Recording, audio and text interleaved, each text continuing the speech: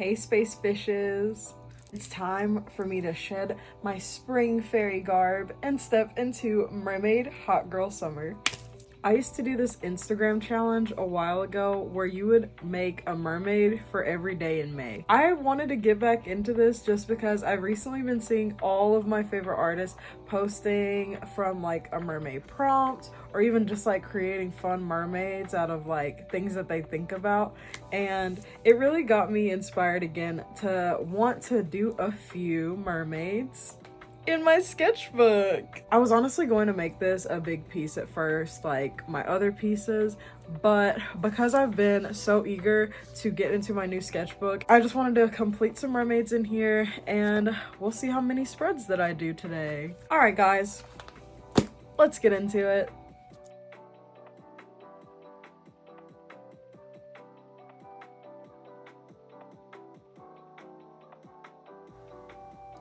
I recently had a lot going on about a week or two ago. In the perfect productive world, I've always been on top of my A game, and I've had like these little spurts of emotions that I was able to just avoid by distracting myself enough to not acknowledge them, or distract myself to the point where I don't feel these emotions anymore. But this time was very different.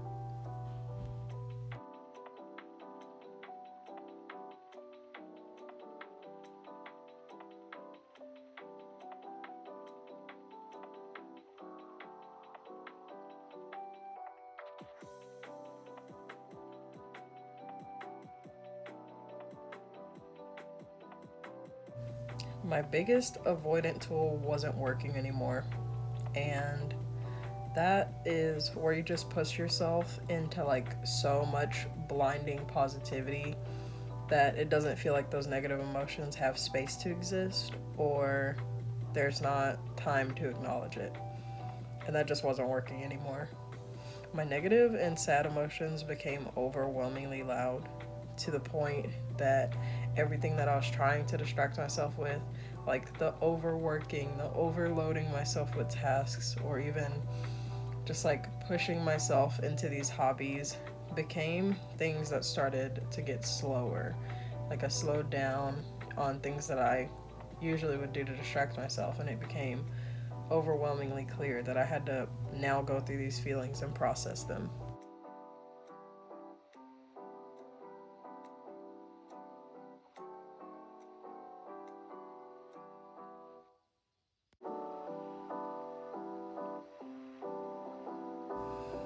It's kind of like when you have a lot going on and you notice like this deadline that you have in the back of your head that you really don't want to do is slowly creeping around the corner and like snowballing, and the closer the time gets, the more you have to do.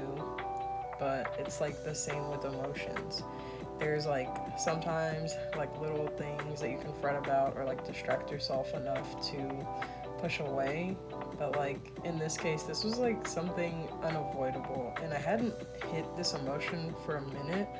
But when I do go through this, it just feels like I have to be more gentle and care for myself, and it's just such a beautiful, vulnerable process that I think a lot of people forget to do for themselves. Not completely forget as if we're just robots void of emotion, but we're in such a society that makes us feel like our emotions are a little too much, or we should always be in such a work in progress driven mindset that it feels like we don't have time to do anything else but grind. And I think it's very powerful to like be able to care for your emotional state and talk to yourself a lot through things like journaling, art, hobbies, and those things that ground you are usually the best things to like know how to develop yourself as a person. Like if you've seen one of my YouTube videos before, I talk a lot on this channel about channeling my emotional state into my creations, and that's always been my outlet. So recently, when I have to rely on multiple outlets, it's been very eye-opening to knowing myself deeper. I've always been someone that journals, loves nature walks, reading, and being an art person. But now having my hobbies turn into deeper ways of acknowledging how I feel and tools for my emotions, it's kind of like I'm remembering an old friend or I'm gaining a love back that I've always had.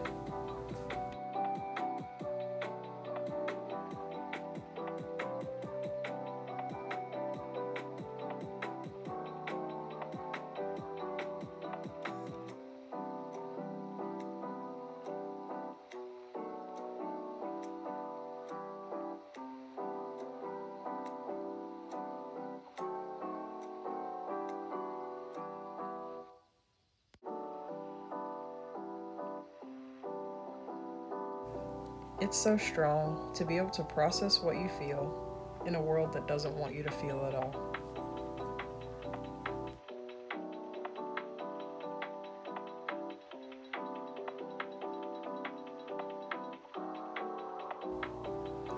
Your emotions are just as important as you are, so just make sure that you're always keeping in check with yourself and you're talking to yourself as an old friend and your biggest fan.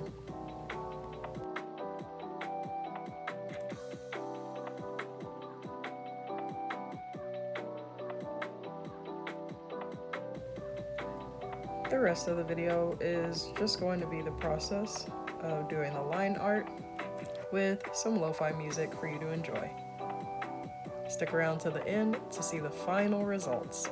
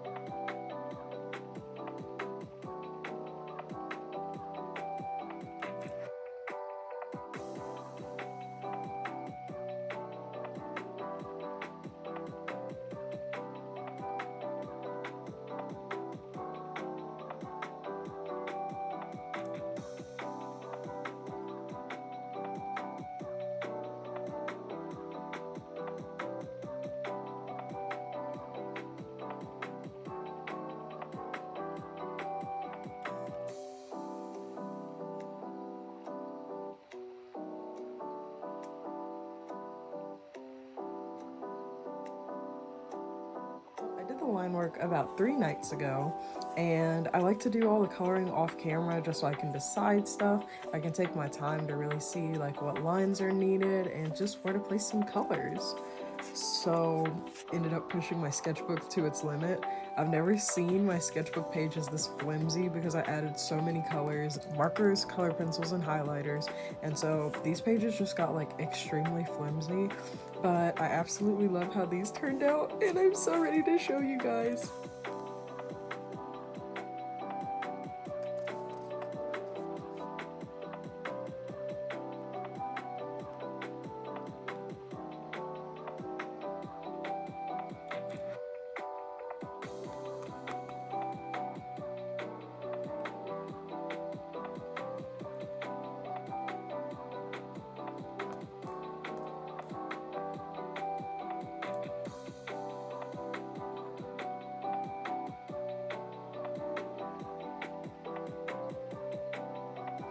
This coral piece is absolutely one of my favorites.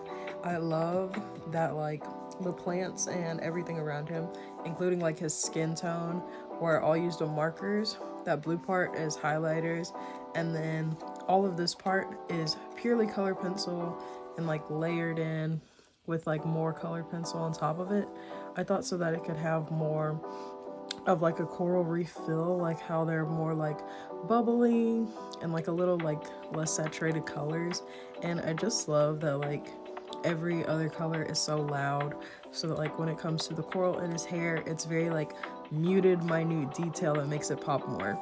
I also like that I showed my best friend and a few other friends this drawing today, and everybody was like, I like that it looks like there's a coral reef on top of his head. And I was like, I am so glad that you noticed that, because that is exactly what I'm trying to go for.